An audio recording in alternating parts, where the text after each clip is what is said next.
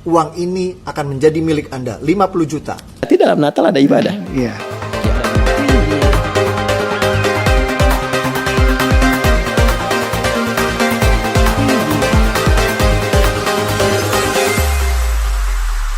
Preview.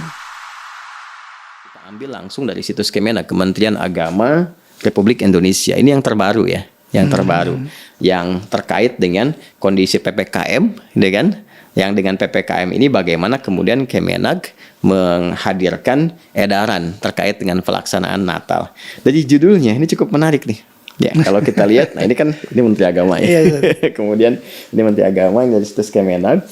Judulnya kalau saya boleh bacakan, PPKM level 3 batal, Kemenak perbarui edaran pelaksanaan ibadah Natal. Ibadah 2021 ya kan? Ya kan, ibadah Natal. Berarti dalam Natal ada ibadah. Iya. Ya, dan Kemenak itu kan nanti punya dirjennya tersendiri, bagian-bagiannya. Kan Dirjen Bimas Islam, kan bimbingan masyarakat untuk yang Muslim. Nanti ada yang Kristen, ada yang Hindu, ada yang Buddha. Berarti ada bagian-bagiannya tersendiri. Dan Natal ini dipahami sebagai ibadah. Dan umat Kristen juga memahaminya sebagai bagian dari ibadah pada prakteknya. Kan pemahaman pertama ya terlepas dari diskusinya atau perdebatannya seputar kelahiran Nabi Isa alaihissalam atau disebut juga dengan Yesus ya atau Mesias. Ya, ada persepsi mengatakan tanggal 25 Desember, ada di persepsi lain di bulan Januari, ya ada sisi yang lain juga mengatakan di musim panas, ya. Terlepas dari itu kan ada perayaan ibadah di situ. Ada ibadah, kan? Datang ke gereja, melakukan kebaktian dan sebagainya. Karena itu disertakan pada kepentingan ibadah. Artinya apa? Natal tidak berdiri sendiri. Natal ada nuansa ibadahnya. Yang memandang Natal itu termasuk pada ranah ibadah, maka praktek toleransinya bagi umat Islam menggunakan skema yang pertama tadi. Ya, apa skemanya? Lakum dinukum waliyadin. Nggak boleh diganggu. Ya, bahkan harus dihormati. Bagaimana cara menghormatinya? Cara menghormatinya dengan cara membiarkan saudara-saudari kita beribadah sesuai dengan keyakinannya masing-masing, tanpa mencampurinya sedikit pun, baik dengan perkataan ataupun juga dengan suasana hati tertentu, apalagi dengan perbuatan. Ya, seperti ikut-ikutan ke gereja misalnya, atau menyimak kebaktian, atau mengenakan pakaian-pakaian yang memang khusus dipahami sebagai bagian dari ibadah ya di agama tertentu. Atau bahkan mohon izin di perspektif yang lain, sisi sebaliknya. Misalnya ada yang sering dengar kita kasusnya ya di usaha-usaha tertentu, di mall misalnya atau di bisnis tertentu yang pegawainya kadang dipaksa untuk mengenakan pakaian-pakaian tertentu, itu ya nggak boleh. Ya, jadi nggak boleh ada unsur paksaan di dua sisi secara bersamaan. Jadi kita juga tidak perlu memaksakan diri karena aspek menghormati ini. Ya, jadi tidak mengenakan itu justru ini bagian dari toleransi. Ya, menjaga perasaan, menampilkan satu pandangan yang utuh tentang konsepsi keberagamaan, menghormati, ya. Jadi baik itu dari segi perkataan, kemudian juga suasana hati, pun dengan perbuatan. Tidak perlu dipaksakan, ya, apalagi sampai menyertai. Ya, dan itu sudah ada fatwa-fatwa ulama terkait dengan yang demikian. Bahkan dalam urusan untuk mohon maaf ya, menghadirkan potensi untuk menyakiti, mengganggu, merusak, itu tidak diperkenankan sama sekali. Karena seringkali kita mendengar ada isu-isu. Ya, kalau sudah masuk ke Desember ada penjagaan ketat dari aparatur kepolisian dan sebagainya di gereja-gereja tertentu. Karena dikhawatirkan ada serangan-serangan atau teror dan sebagainya. Sekaligus kita menegaskan. Ya, kita menegaskan. Ya, khususnya pada umat Islam bahwa tidak boleh sama sekali mengganggu. Apalagi merusak. Mencela pun tidak diperkenankan. Itu ada surahnya sendiri loh. Surah ke-6 Al-An'am ayat 108. Wala tasubbul ladzina yad'una min dunillahi fayasubbullaha adwan bighairi ilm. Jangan sekali-kali engkau mencela dan orang-orang yang berbeda keyakinan dengan kita, tidak menyembah Allah Subhanahu wa taala. Dikhawatirkan balas mencela Allah atas dasar ketidakpengetahuan mereka. Ya, nanti timbul rasa benci. Nah, rasa benci yang berlebihan ini tidak mendorong kemudian untuk mencari, mendapatkan petunjuk pada kebenaran atau mau menggali Islam. Bahkan di situ nanti muncul celaan-celaan tanpa dasar pengetahuan. Jadi mencela saja tidak boleh, apalagi merusak.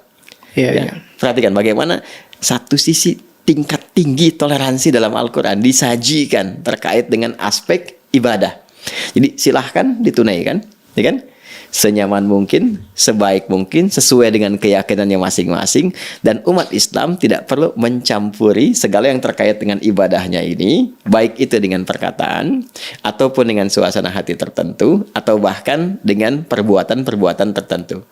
Nah, kenapa saya sebutkan perkataan, hati, dan perbuatan? Karena di dalam Islam aturan ibadah ini mencakup kepada 3 aspek tadi. Jadi ada ibadah menggunakan hati. Ya, masih ingat kan babnya? Iya. Bab niat kan? Niat. Niat itu kan bersumbernya di mana? Dalam hati. Ya kan? Dalam sholat ada niat, dalam puasa ada niat, dalam haji ada niat. Sumbernya di mana? Di hati. Kemudian yang kedua, ada ibadah lisan. Dan kadang-kadang ibadah lisan ini menjadi pembuka yang sangat menentukan akan legalnya atau halalnya ibadah yang berupa perbuatan. Sambil contoh misalnya, Mas Lik sudah menikah kan? Iya. Ya, punya keluarga, punya anak, punya istri. Legalnya, halalnya hubungan antara suami dan istri, kapan itu dibenarkan, dibolehkan, itu ternyata dibuka dengan ibadah lisan.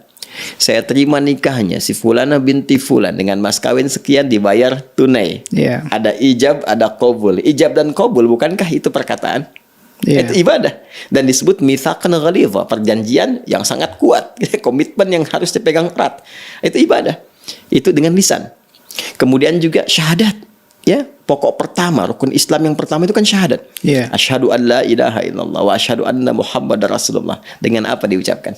Lisan. Dengan lisan kan. Maka lisan pun beribadah, ya kan? Kemudian perbuatan, ya, perbuatan kita sholat, bergerak, gitu kan? Kemudian juga kita membaca Al-Quran dengan megang mushaf dan sebagainya. Bahkan ada gabungan antara lisan, hati, dan perbuatan seperti sholat. Sholat diniatkan dalam hati, lisan berkata Allahu Akbar, tangan bergerak, ya kan?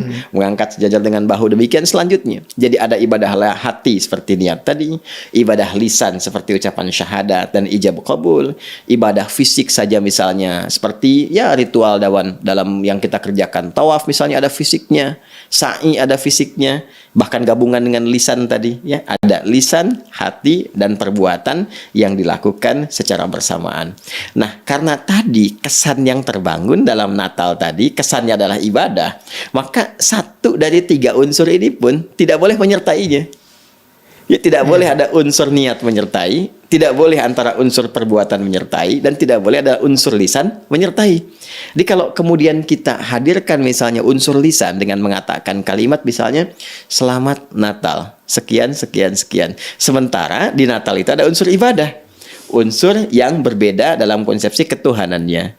Ada unsur penyembahan, ya. Ada unsur peribadahan seperti tadi yang digambarkan. Datang ke gereja, ada proses tertentu yang sesungguhnya dalam keyakinan kita Islam dipandang berbeda.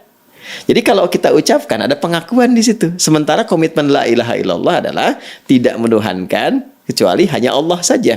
Menepikan yang lain kecuali hanya menuhankan Allah.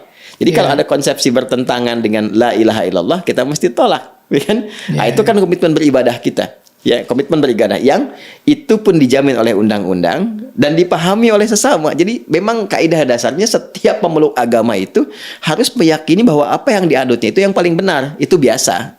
Ya, biasa. Dan toleransinya memang yang paling ideal yang tadi lakum dinukum waliyadin. Sudah, kita menghargai saja, menghormati. Kan tidak ada masalah tuh.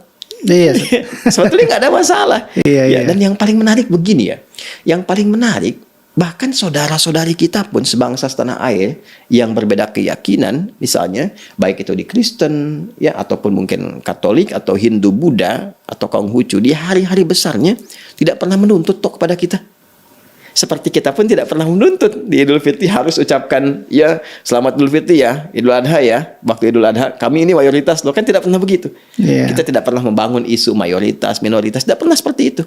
Ya, bahkan saya pernah katakan sesuatu yang biasanya digunakan di tempat lain, di negara lain sebagai toleransi, ya, dalam konteks keagamaan, ya, konteks keumatan, bahkan mayoritas agama yang ada di tempat itu hari liburnya digunakan, ya, berdasarkan hari ibadahnya yang mayoritas itu.